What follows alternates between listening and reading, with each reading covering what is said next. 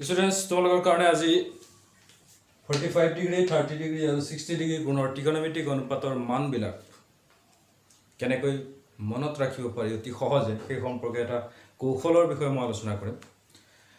তাৰ কাৰণে তোমালোকে ইতিমধ্যে আলোচনা কৰিছোঁ মই তোমালোকে জানা এটা সমকোণী ত্ৰিভুজৰ সূক্ষ্ম কোণ এটাৰ সাপেক্ষে যদি ABC সমকোণী ত্ৰিভুজ হয় B কোণ সমকোণ C কোণ সূক্ষ্ম কোণ তেনেহ'লে এই কোণৰ সাপেক্ষে যদি মই লওঁ sin A equal P/H perpendicular by hypotenuse cos A equal base by hypotenuse tan A equal perpendicular by base আৰু এই কোণৰ সাপেক্ষে perpendicular base hypotenuse এনেকুৱা হয় এটা জানাই মই এই কোণৰ সাপেক্ষে যদি লওঁ perpendicular base hypotenuse C কোণৰ সাপেক্ষে ললে আকৌ perpendicular এটো হ'ব base এটো হ'ব hypotenuse এটো sin ৰ reciprocal আমি কি cosec A h by p reciprocal sin ৰ ভ্যালু যেটো থাকিব তাৰ উল্টা হৈ যাব cosec cos reciprocal sec A h by p cot ৰ reciprocal tan ৰ reciprocal cot A b by p বাস ইমান খিনিলৈকে তোমালোকে পঢ়িছা এইখিনি কথা অলৰেডি মনত আছে পণ্ডিত বদ্ৰী প্ৰসাদ হৰি হৰি বলে এটা কৌশল আছিল মনত ৰখাৰ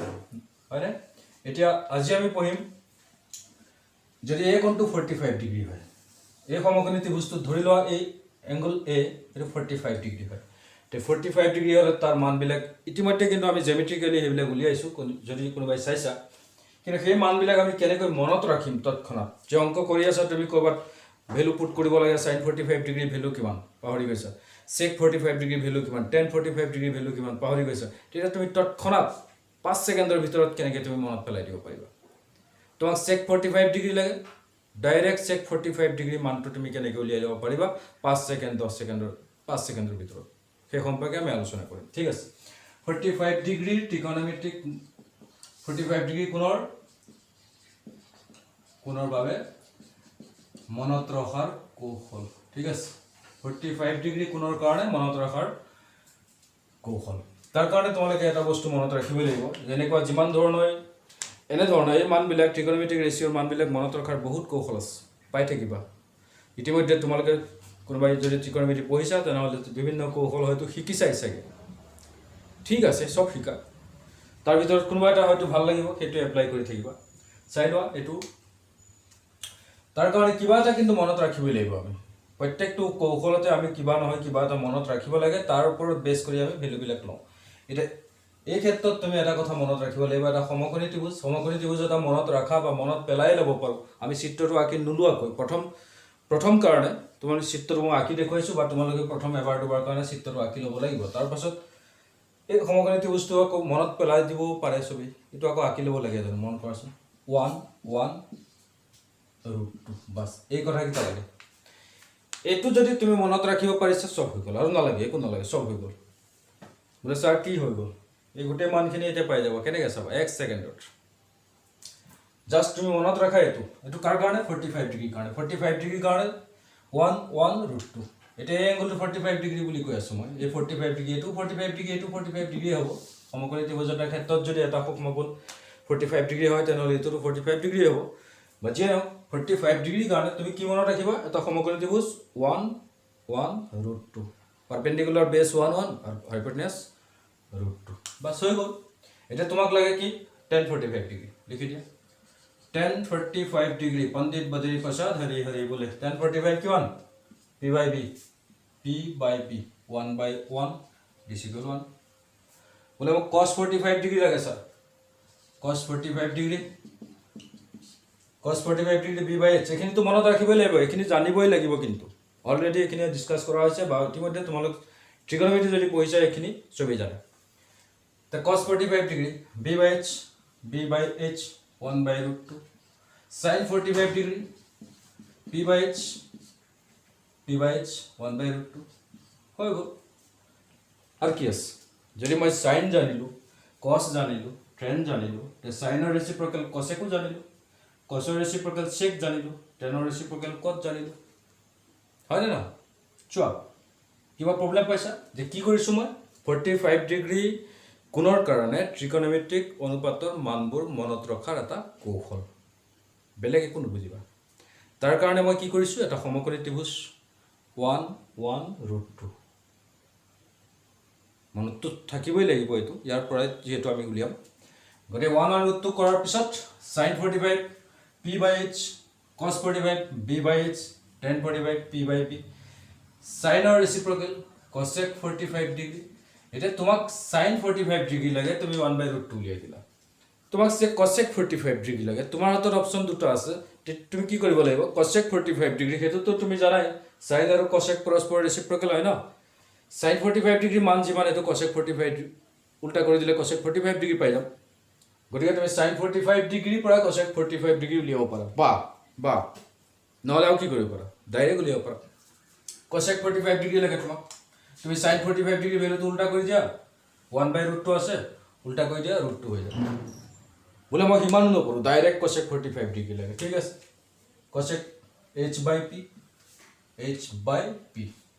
√2/1 means √2।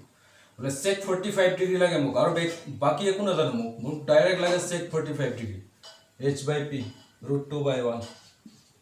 মোক cot 45 ডিগ্ৰী লাগে, মই বেলেগে উলিয়াই থাকিব নাই, ঠিক হ'ব b/p 1/1 নিশ্চয় হৈ গ'ল না। 45 ডিগ্ৰী এংগুলৰ কাৰণে sin cos tan cos sec cosec ছটা ভ্যালুৰ মান কেনেকৈ 1 সেকেন্ডত উলিয়াই দিব পাৰিবা। জাস্ট এটা দুই এবাৰ এটো ট্ৰাই কৰিব লাগিব। দুই এবাৰ প্ৰথমতে ত্ৰিভুজটো আঁকি ল'বা, এইখিনি কথা নোচোৱাকৈ নিজে ট্ৰাই কৰা। তাৰ পাছত যেতিয়া অংক কৰিবা, কৰি থাকোঁতে কিবা এটা ভ্যালু লাগে, cosec 45 ডিগ্ৰী লাগে, 1/√2 cosec h/p √2/1 এনেকৈ আহি যাব। চব বস্তুৱে এবাৰ দুবাৰটো কৰিব লাগিব ন, তাৰপিছত দেখিবা পানী হৈ যাব। নেক্সট আমি আলোচনা কৰিম 30 ডিগ্ৰী আৰু 60 ডিগ্ৰী মান কেনেকৈ মনত ৰাখে। ঠিক এনেকুৱা এটা কৌশল, বহুত ইজি, বহুত ইণ্টাৰেষ্টিং পাবা। যদি এইটো ভাল পাইছা তেনেহ'লে এইটো এপ্লাই কৰিবা তোমালোকে, আৰু যদি ভাল পাইছা তেনেহ'লে কমেণ্ট কৰিবা। 30 ডিগ্ৰী আৰু 60 ডিগ্ৰী কাৰণে কেনেকৈ মনত ৰাখে। 30 ডিগ্ৰী আৰু 60 ডিগ্ৰীৰ বাবে মনত ৰখাৰ কৌশল। ঠিক আছে, 30 ডিগ্ৰী আৰু 60 ডিগ্ৰীৰ কাৰণে মনত ৰখাৰ কৌশল। ইয়াৰ কাৰণে কিবা এটাতো লাগিবই, বিজনেছ কৰিবলৈ মূলধনটো কিবা এটা লাগিব, তাৰ ওপৰতহে লাভ লোকচান হ'ব নাকি? মূলধন নোহোৱাকৈ জানো যাব পাৰিবা? নোৱাৰিবা। এতিয়া 30 ডিগ্ৰী আৰু 60 ডিগ্ৰীৰ কাৰণে মই মনত ৰখাৰ এটা কৌশল উলিয়াম, তাৰ কাৰণে কিবা এটা আকৌ মনত ৰাখিব লাগিব। ঠিক আগৰ নিচিনা এটা ত্ৰিভুজ মনত ৰাখা, সমকোণী ত্ৰিভুজ। এটা সমকোণী ত্ৰিভুজৰ যদি এটা সূক্ষ্মকোণ 60 ডিগ্ৰী হয়, এইটো 60 ডিগ্ৰী, এইটো কিমান ডিগ্ৰী হ'ব কোৱা? এটা সমকোণী ত্ৰিভুজ, এইটো 90 ডিগ্ৰী, এইটো 60, এইটো কিমান হ'ব? 30 ডিগ্ৰীটো হ'বই লাগিব ন। 60 আৰু 30, 90, 90 আৰু 90, 180। অৰ্থাৎ এটা সমকোণী ত্ৰিভুজৰ এটা সূক্ষ্মকোণ যদি 60 ডিগ্ৰী হয়, সেইটো 30 ডিগ্ৰী, কাৰণ দুইটা সূক্ষ্মকোণৰ যোগফলটো কিমান হয়? 90 হয়। তো 60 ডিগ্ৰী আৰু 30 ডিগ্ৰী কাৰণে এইটো 60 ডিগ্ৰী, এইটো 30 ডিগ্ৰী। ইয়াত কি মনত ৰাখিম? 1, 2, √3 বাছ। যদি এইটো তুমি মনত ৰাখিব পাৰিছা তেনেহ'লে হৈ গ'ল বুলিয়ে ধৰা, আৰু একো নাই। প্ৰথম মনত এইটোহে ৰাখিব লাগিব, এই মনত ৰখাটোৱেহে টান। তাৰপাছততো জানে পণ্ডিত বদৰি প্ৰসাদ হৰি হৰি বোলে, sin cos tan cos সেইমতে লগাই দিলে হৈ গ'ল। জাষ্ট ইয়াত প্ৰব্লেমটো ক'ত পাবা? এইটোত খেলিমেলি নকৰিবা।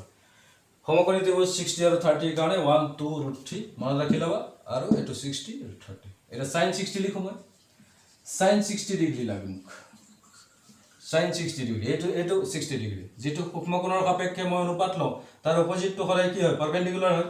এইটো বেছ হয় আৰু এইটো হাইপটেনাছ। তো sin 60 এই কোণৰ কাৰণে লৈছোঁ, sin 60 p পাৰপেণ্ডিকুলাৰ বেছ হাইপটেনাছ হ'ব। তো sin 60 ইকুৱেল কি হ'ব? p/h √3/2 cos 60 b/h 60 কাৰণে লৈ আছোঁ, এইটো বেছ b/h 1/2 tan 60 ডিগ্ৰী,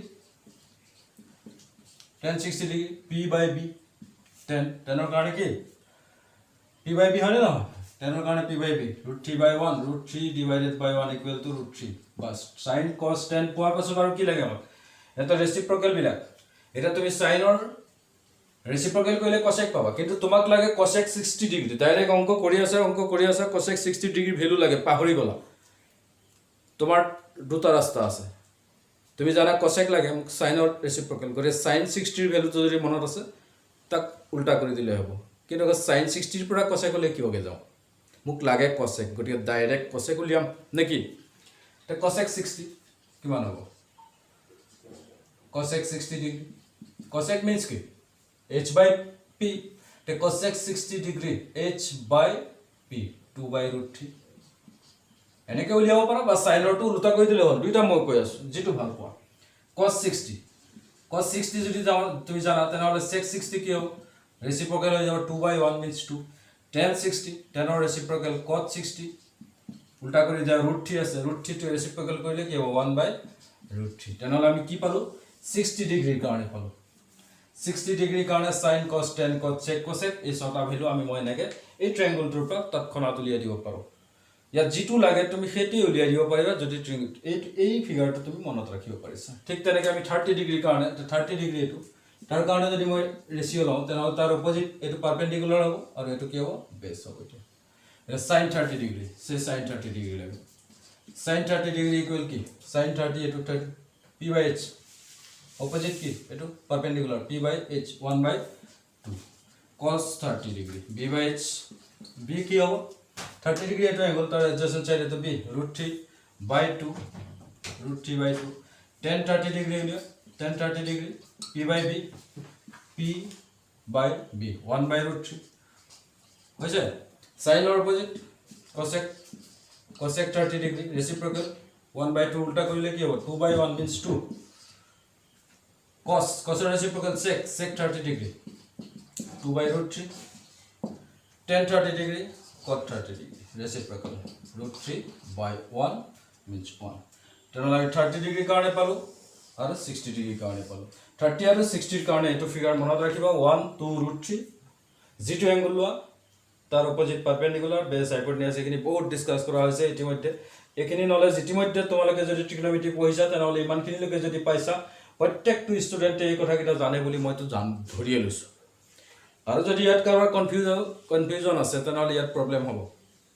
কাৰণ sin আকৌ p/h cos b/h এখিনি যদি পাহৰি আছা তে এখিনিতো নোৱাৰিবা হয় নহয় গতিকে এখিনি প্ৰথম ক্লিয়াৰ হ'বই লাগিব তাৰ পাছত এই ফিগাৰ কিটা মনত ৰাখিব লাগিব ফিগাৰ কিটা মনত ৰাখাৰ পাছত sin p/h b/h কৰি দিলে তো ওলাই গ'ল আৰু বেলেগ একো প্ৰবলেম নাই জাস্ট এইটো মুখস্থ ৰাখা ষ্টুডেন্টস যদি এটো ভাল পাইছা তেনেহলে এপ্লাই কৰিবা মই ভাবো যে বহুত কম সময়ত তোমালোকে ভাল ফল পাবা আৰু অংক কৰোতে কেতিয়াও এনে ধৰণৰ অংক কৰোতে যে তোমালোকৰ কেতিয়াও কনফিউজ নহয় কিবা কাৰণত পাহৰিলেও ইয়াৰ পৰা তুমি উলিয়াই লব পৰা হ'ব গোটেই তালিকাখন বনাবলৈ মই তোমালোকক শিকোৱা নাই এই গোটেই 0 পৰা 90 ডিগ্ৰী লৈকে গোটেই মান বিলাক এখন তালিকা কেনেকৈ প্ৰস্তুত কৰে হেতু মই শিকোৱা নাই আৰু কোনো কাৰণত মই নিশিকাও কাৰণ এটা অংক কৰি যাওঁতে তোমাক হঠাৎ tan 30 ডিগ্ৰী লাগে তাৰ কাৰণে গোটেই চাৰ্টখন বনোৱাৰ কি যুক্তি আছে tan 30 লাগে বাস ডায়াগ্ৰাম মনত পেলোৱা 30 ডিগ্ৰী কাৰণে p/b লৈ লোৱা ওলাই গ'ল গতিকে মই ভাবো এটো এটা ভাল